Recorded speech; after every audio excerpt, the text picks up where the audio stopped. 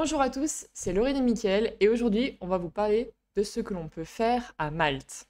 Nous avons réalisé un road trip d'une semaine à Malte lors d'un précédent voyage durant le mois de novembre. On va vous donner l'ensemble des activités que nous avons réalisées sur place, sachant que nous sommes allés également sur l'île de Gozo. C'est parti. Tout d'abord, La Valette, qui est la capitale de Malte, où nous avons séjourné pendant 5 jours sur place, tout en sillonnant les alentours. Il est très agréable de se promener dans les ruelles de cette ville fortifiée. De jour comme de nuit, vous avez vraiment une ambiance différente.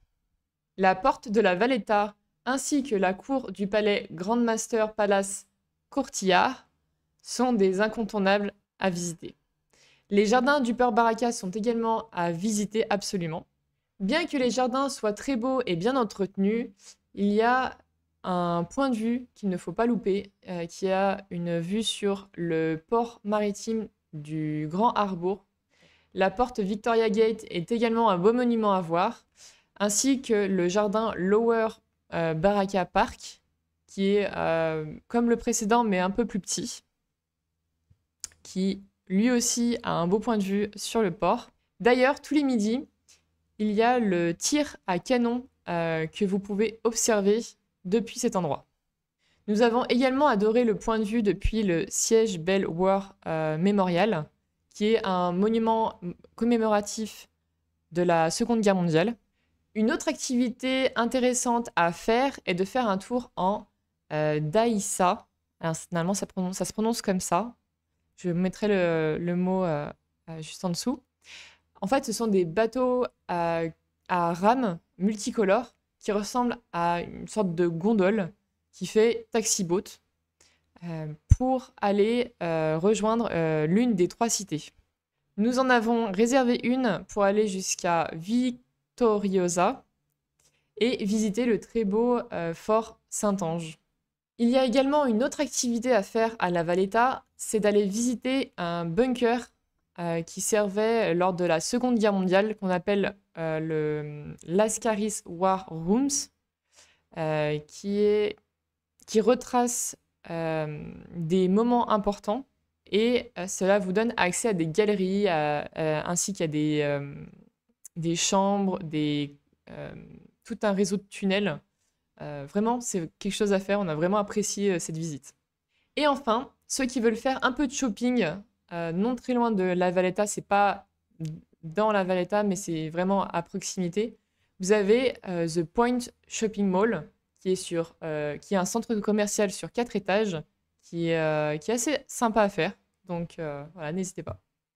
Ensuite, à une demi-heure de route de la Valletta, vous avez une ville fortifiée qui est magnifique. C'est vraiment notre coup de cœur à Malte, qui s'appelle Mdina.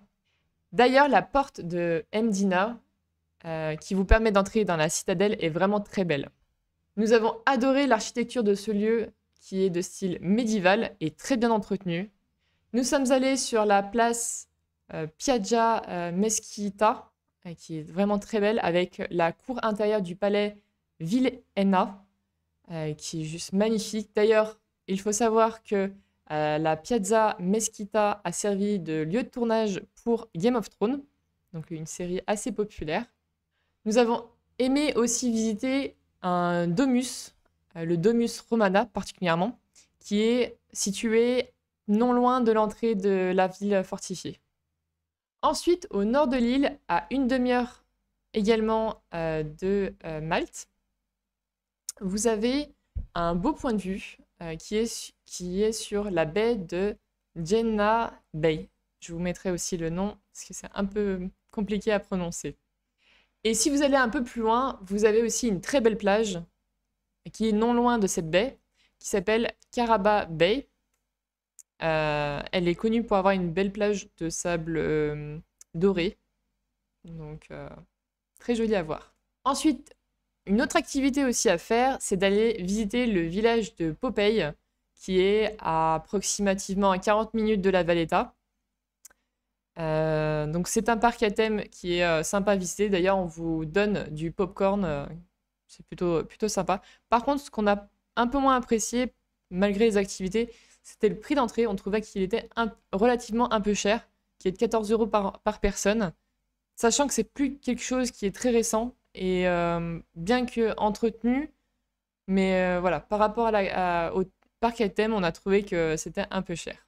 Ensuite, si vous avez le temps, à 10 minutes du parc à thème, vous avez Paradise Bay, qui est aussi un lieu très joli à voir. Ensuite, nous passons à l'île de Gozo, qui est située au nord de l'île de Malte, donc de l'île principale, même si Gozo fait partie de Malte, bien sûr. Elle est juste... C'est une petite île qui se trouve vraiment au nord. Pour aller sur l'île de Gozo, nous avons gardé la voiture de location que nous avions prise au début de notre voyage et nous l'avons déplacée via un ferry. Sur Gozo, nous sommes restés 3 jours. Sur Gozo, il est important de visiter la ville de Victoria, qui est la capitale de l'île. Et ce qui est aussi sympa vraiment à faire sur cette île, c'est la Citadelle Ruine, qui est un lieu vraiment impressionnant. D'ailleurs, la montée est un peu dure, mais ça vaut le coup. Et vous avez une belle cathédrale qui s'appelle la cathédrale Notre-Dame de l'Assomption, qui est aussi très belle à visiter. Il y a également d'autres points de vue qu'il ne faut pas louper. Il y a le Inland Sea et le Blue Hole. Donc, il faut bien les avoir en tête. Il y a également une belle plage qui s'appelle la baie de Ramla. Alors, c'est une plage qui est habituellement bondée. Pour nous qui avons visité cet endroit en novembre, eh ben, il y avait très peu de monde. Mais il faut savoir que c'est quand même un lieu touristique où l'on peut se baigner. Un autre lieu que nous avons adoré et même faire tourner notre drone, c'est le Salt Plan. En fait, ce sont des salines avec des carrés d'eau salée qui sont sur tout le long de la côte. C'est vraiment un paysage unique. Donc, on vous recommande vraiment d'y aller. Le meilleur endroit pour voir un coucher de soleil sur l'île de Gozo, c'est Clendy Tower. Vous avez une sorte de butte où vous pouvez vous poser dessus, comme un énorme rocher en fait. Et vous avez l'horizon juste en face avec la roche sur un côté. Enfin, c'est vraiment magnifique. On a adoré, on l'a fait même 2 fois tellement on avait adoré. Pour conclure, on vous recommande de ne pas rester à La Valletta. Il y a tellement de choses à faire et à voir sur cette île et sur l'île de Gozo, bien sûr. On vous recommande plutôt 1 semaine, voire 10 jours. 1 semaine, ça nous a suffi pour voir vraiment pas mal d'endroits. Mais oui, 10 jours, vous pouvez faire ça tranquillement. C'est même largement suffisant. J'espère que ces conseils vous aideront à planifier votre voyage. N'oubliez pas de liker si cette vidéo vous a été utile, de commenter afin de nous partager votre expérience et bien sûr de vous abonner pour plus de contenu voyage. Et à très bientôt pour de nouvelles découvertes.